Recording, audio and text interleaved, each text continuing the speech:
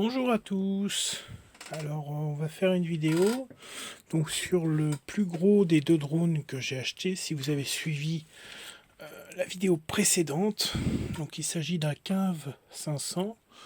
Alors bien sûr je ne l'ai pas acheté dans cet état là je vous fais juste l'introduction en cours de route, hein. Voilà ce que ça donne actuellement à la fin de la première vidéo. Et donc, pour savoir les petites péripéties de montage, le temps que ça m'a pris, etc., je vous laisse regarder la vidéo et n'hésitez pas à poster des commentaires, à poser des questions, etc., ce qui vous intéresse. Voilà, voilà. Allez, bonne vidéo.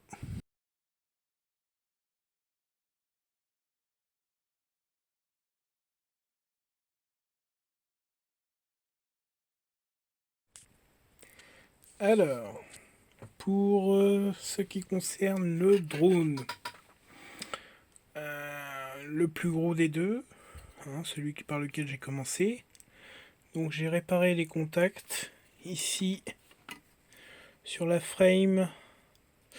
Ça c'est la carte, on va dire, qui distribue un peu le courant.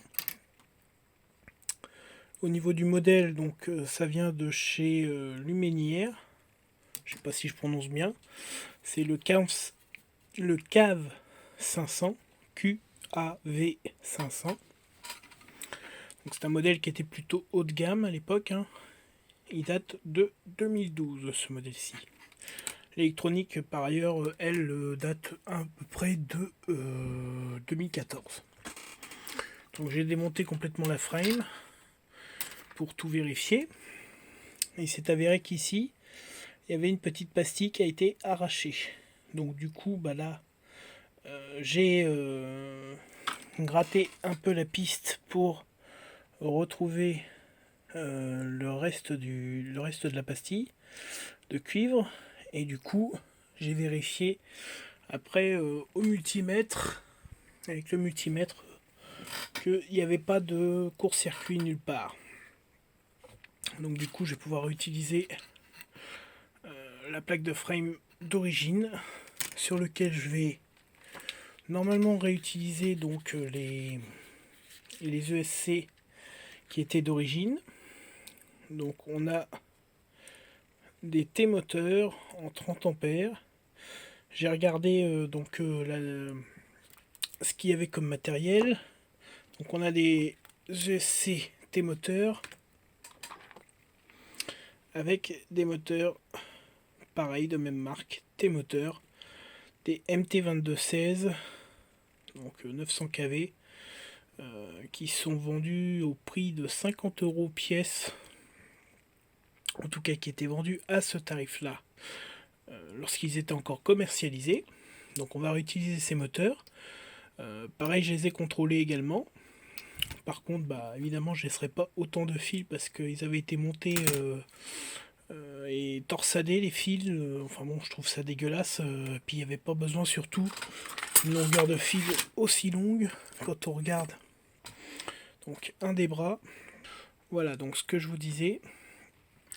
Les fils étaient donc torsadés et passés dans les broches au fur et à mesure. Voilà, hein, le moteur était posé comme ça. Et du coup, on voit bien qu'il y a beaucoup de longueur. Puis ce que j'ai envie de faire, moi, étant donné que de toute manière, je vais refaire tout ce qui est câblage, etc. Ce qui me plaît pas trop, moi, c'est les fils, les ESC qui étaient montés donc sur la frame, prise en sandwich.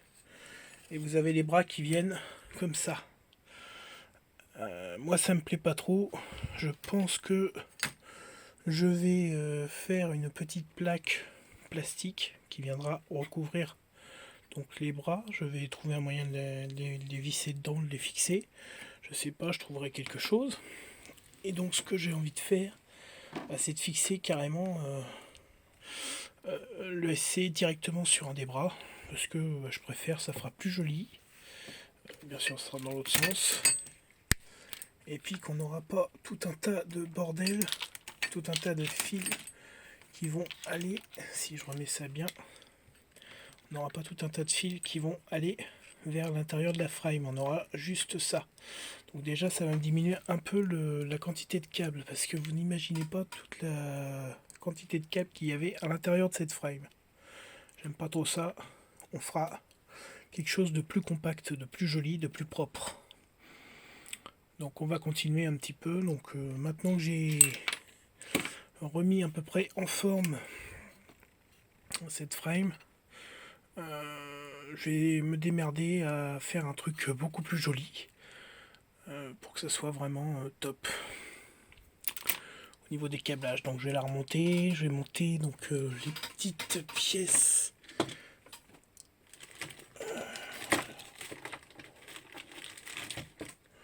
J'ai toutes les assemblées proprement, j'ai remis toutes les pièces dans des sachets séparés. Il va falloir déjà monter donc les petits espacements ici qui vont sur cette frame là, avec celle-ci qui vient par dessus en sandwich et dans laquelle sont pris donc les bras. Donc on va remonter ça tout de suite, on se retrouve tout de suite après.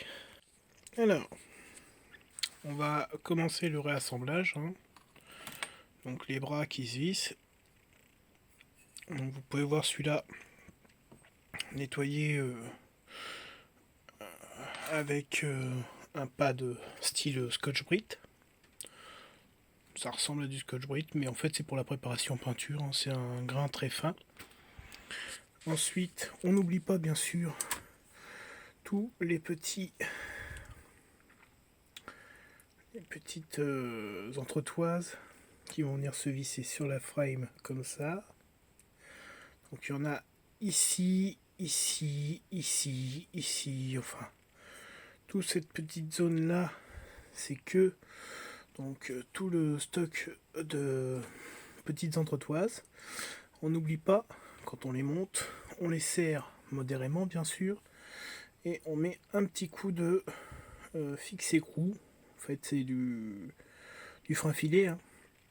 On n'oublie pas d'en mettre un petit peu sur ces vis, de manière à ce que il n'y ait pas un serrage excessif et qu'il n'y ait justement pas de desserrage lorsque vous allez utiliser votre drone. Voilà, donc j'ai avancé sur le montage. Donc ici, chaque vis en fait a reçu sa dose de frein filet et l'ensemble a été serré au couple de 2 Nm, 2,4 Nm. C'est simple, j'ai un tournevis dynanométrique qui déclenche à 2,4. Donc ça permet d'avoir un serrage ni trop fort ni trop faible. On peut voir, j'ai monté donc les moteurs, ce que je vous disais, donc avec les contrôleurs, si la netteté se fait correctement, les contrôleurs sur le bras, raccourci les câbles moteurs, et du coup pour le cable management, je vais rallonger donc ces fils là pour revenir sur une PDB. Je vais pas utiliser la partie du châssis PDB, je vais utiliser une PDB classique qui viendra par dessus pour se brancher sur le contrôleur de vol, etc. Donc après ça va être pas mal pour les modifications. Là je vais commencer l'assemblage des parties hautes, on verra bien. Donc je vous montre comment je procède. Donc d'abord je coupe mes câbles à la bonne longueur, désirée. Je laisse un peu de mou pour que après je puisse sangler les câbles. Ensuite on étame les fils correctement. Là, ça ce sont les cosses que je récupère des câbles moteurs d'origine qui font 3 km de long. Donc je les refonds avec mon fer à souder pour récupérer la cosse. Ensuite, donc ça c'est mon support qui me sert à souder, faire mes petites bricoles mises au point. Ça me sert à bricoler et à faire du coup le support. Donc là, vous voyez, pour souder mes petites bagues, en fait, j'ai un petit trou. Donc je les pose dedans, ça fait mon support. Et ensuite, je viens avec le fer à souder. Il y a un côté sur... Il y a un endroit où il y a un petit peu d'étain sur le côté. Mon fer à souder est à 380 degrés. Et je me mets dessus. Au bout d'un moment, ça finit par être liquide. Donc je remplis avec l'étain pour remplir au maximum d'étain ma cosse. Et ensuite, je prends avec un support ma cosse, je plonge le fil dans la cosse avec l'étain bien liquide, bien chauffé, et puis voilà. Après on obtient donc notre petite partie avec la cosse ressoudée. Bon, je suis un peu parano, moi je remets de la gaine thermo-rétractable dessus. Le problème c'est que j'ai plus tellement de coloris disponibles. Donc c'est vraiment ce que j'ai, que je mets. Mais bon, l'essentiel c'est que ça fasse la protection. Ça protégera bien les connexions. Et puis aucun risque de courjus. Voilà. Donc on continue, on avance. Alors, bon, voilà où j'en suis actuellement. Donc on prend un peu de recul. C'est monté. C'est propre. C'est plus ou moins fixé au niveau des bras. Donc ça c'est la partie inférieure du drone. Tout fixé au frein filet.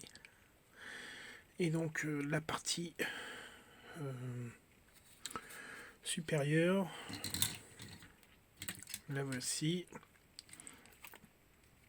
qui normalement vient se fixer ici avec ces petites entretoises souples, sauf que bah elles sont déchirées pour la plupart. Bah tiens, voilà, ça se casse. Elles ont séché, donc il va falloir que je retrouve ces petites pièces là pour réassembler en fait ces parties là qui viennent se monter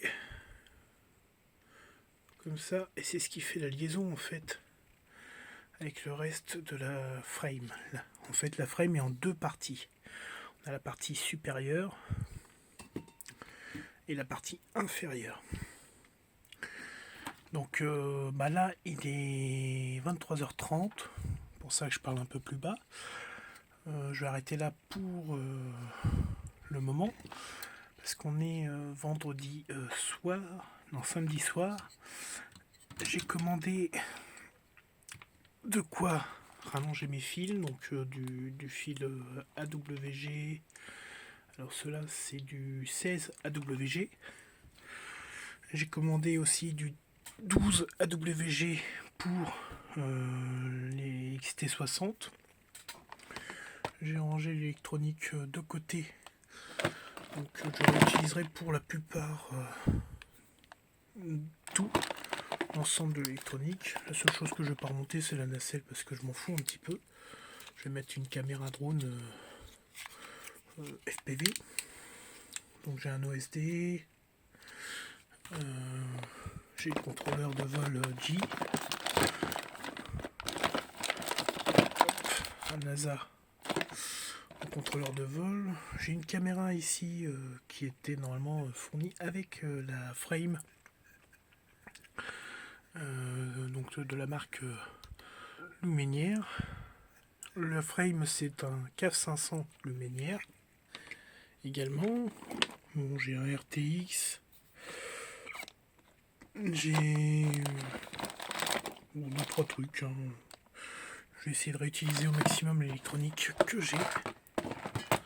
Alors là, ce que j'ai fait beaucoup, c'est nettoyer, récupérer donc les surfaces pour qu'elles soient impeccables. Voilà.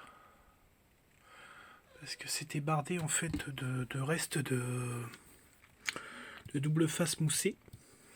Et pour nettoyer tout ce qui est colle, j'utilise ça. Ça vient de chez Action. C'est pour décoller les autocollants. Ça enlève bien la colle. Et puis ensuite, toutes mes pièces, je les frotte avec le classique WD-40 et mon petit chiffon. Et je frotte chaque plaque pendant au moins 20 minutes.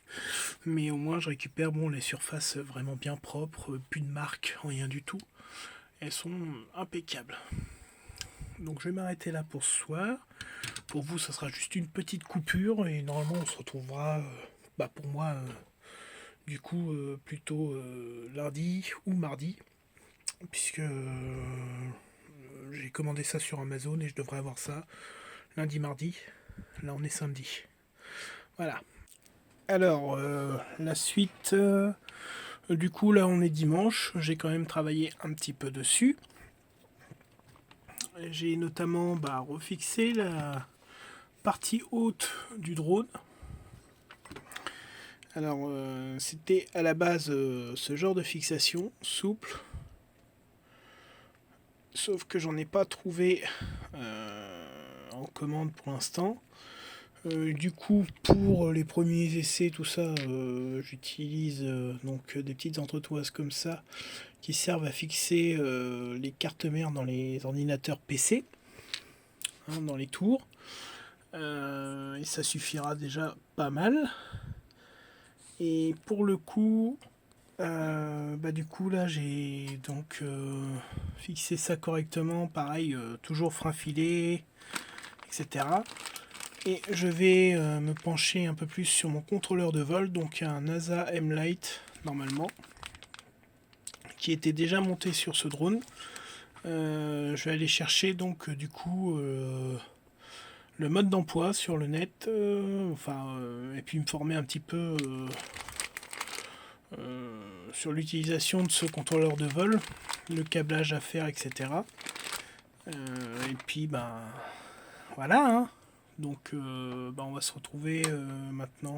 Je pense que pour aujourd'hui je vais arrêter parce que là il est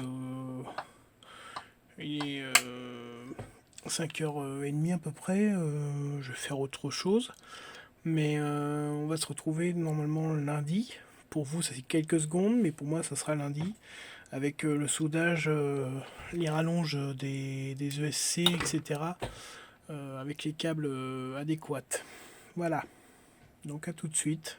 Et pour moi, c'est à demain. Alors, on continue un peu. Donc là, on est lundi soir pour situer. Il est quelque chose comme 22h, 23h. Et donc, j'ai reçu ce matin mon fil AWG, donc 16 AWG, pour allonger mes ESC.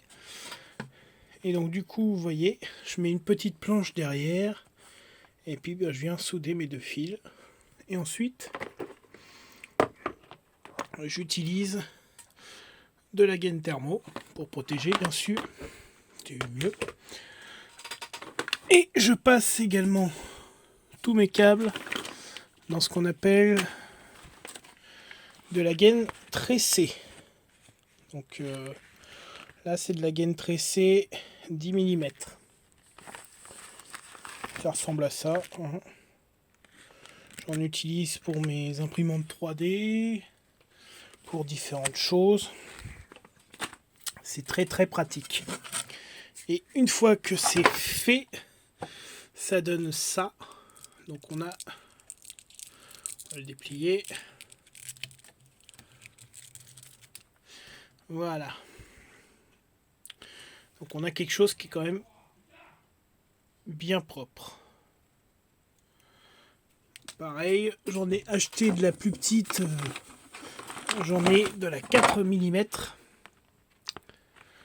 qui, elle, me sert pour ce qui va être la commande au niveau des...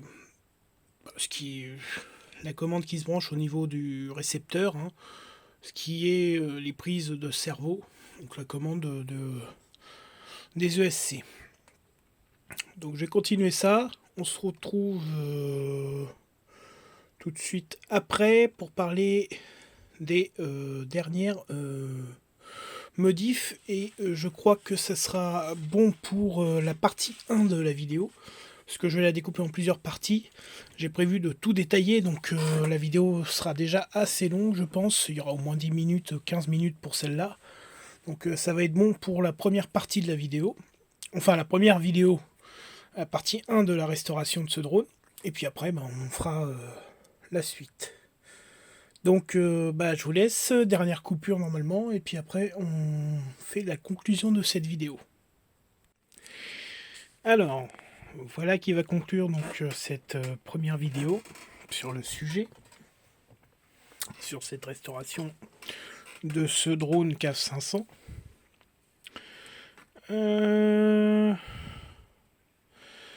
Donc là on peut voir, j'ai sorti un petit support, j'ai imprimé un support en PLA qui vient donc supporter mon contrôleur de vol GNASA, fixation avec des petits colliers hérissants, hein, c'est très pratique. Le contrôleur ne bouge pas et surtout il est fixé par des vis, contrairement à l'ancienne fixation qu'il avait, il était simplement posé avec un patch collant. Désolé aussi pour la caméra qui donc fait du noir et du blanc.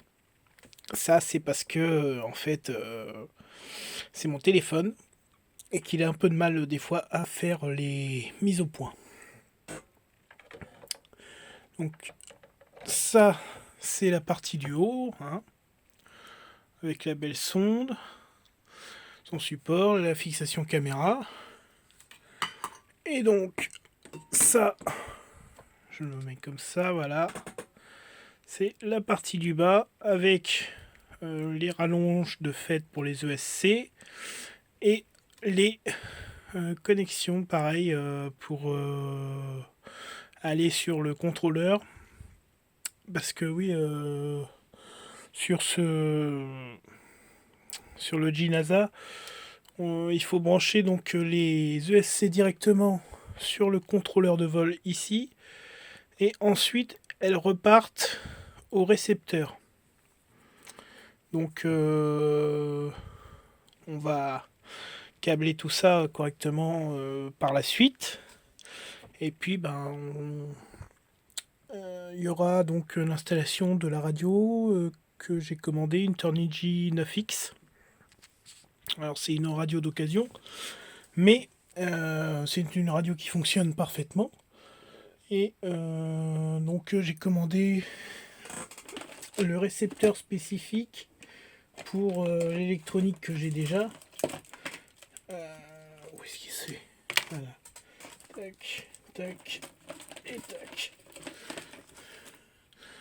Donc voilà, j'ai tout un système que je vais conserver de l'ancien en immersion RC, la marque. Donc j'ai le ZOSD, donc pour faire les incrustations des différentes informations. Ça c'est mon récepteur donc longue portée, toujours immersion RC, le ZH UF-RX. J'ai commandé le récepteur l'émetteur qui se met sur la radio à l'arrière, vous savez les modules complémentaires qui se branchent sur la radio à l'arrière. Toujours marque immersion RC, et j'aurai dessus donc la vidéo etc qui sera transmise. Et puis bien sûr il y a aussi ça, le capteur de courant donc qui fonctionne avec le ZOSD, et donc tout l'ensemble en fait fonctionne dans une sorte de synergie. Ils se transmettent les informations, et donc au final il y aura très peu d'informations qui seront retransmises par le contrôleur de vol au niveau visuel. Tout sera donc sur les accessoires immersion RC. Qu'est-ce que je peux dire d'autre? Ça va être à peu près tout pour la première partie. Voilà, donc ce que j'ai utilisé comme matériel, je vous ai déjà montré un peu pendant la réalisation. la gaine tressée que j'utilise, etc. Bon, j'ai du stock de vis comme ça que j'utilise, les petites boîtes de visserie encore, voilà. J'utilise aussi l'habituel WD-40 pour nettoyer les pièces, les plaques de frame, etc. Vous l'avez vu. J'ai utilisé un tout petit peu de spray comme ça, lubrifiant, pour un des moteurs qui avait un roulement qui merdait un peu, et du coup maintenant c'est bon, c'est réglé ce problème-là. Je les ai tout simplement en fait démontés. Ici vous avez en fait au niveau de la fixation, ici vous avez des vis qui permettent de retirer la partie supérieure du moteur, hein, ce qui est le rotor en fait, et l'enveloppe externe du moteur. Et puis vous avez un petit clips derrière ici à retirer, et du coup ça sort l'axe complet avec le rotor du moteur. Et puis à l'intérieur vous avez deux roulements, donc je les ai graissés. Du coup, en l'ayant fait pour un moteur, je l'ai fait pour les quatre du coup. Et puis voilà, ça va être tout. Ouais, ça va être tout. Donc, si la vidéo vous a plu, n'hésitez pas à mettre un petit pouce bleu, à mettre un commentaire, et puis à vous abonner, hein, bien sûr, pour avoir la suite. Et puis, on va se quitter, du coup, comme ça. Ça va être assez rapide, je pense, pour l'autre matériel à installer. J'ai pas encore reçu la radio, j'ai pas encore reçu l'émetteur radio. Et j'ai donc commandé aussi une PDB qui va venir pour brancher en fait donc une carte de distribution qui va venir pour brancher les alimentations des ESC. Elle viendra se fixer ici sur la frame. Voilà, ici j'ai un emplacement de libre. On peut voir les quatre vis que j'ai déjà posées, enfin, les quatre entretoises que j'ai déjà posées. Et qui va donc nous servir pour fixer la carte PDB, qui est une carte de distribution classique, je crois Matek, il me semble, la marque que j'ai commandée. Enfin, en XT60 et prévu pour des forts ampérages, donc normalement il ne devrait pas y avoir de soucis. Voilà, donc c'est tout pour cette vidéo, et puis je vous dis à la prochaine.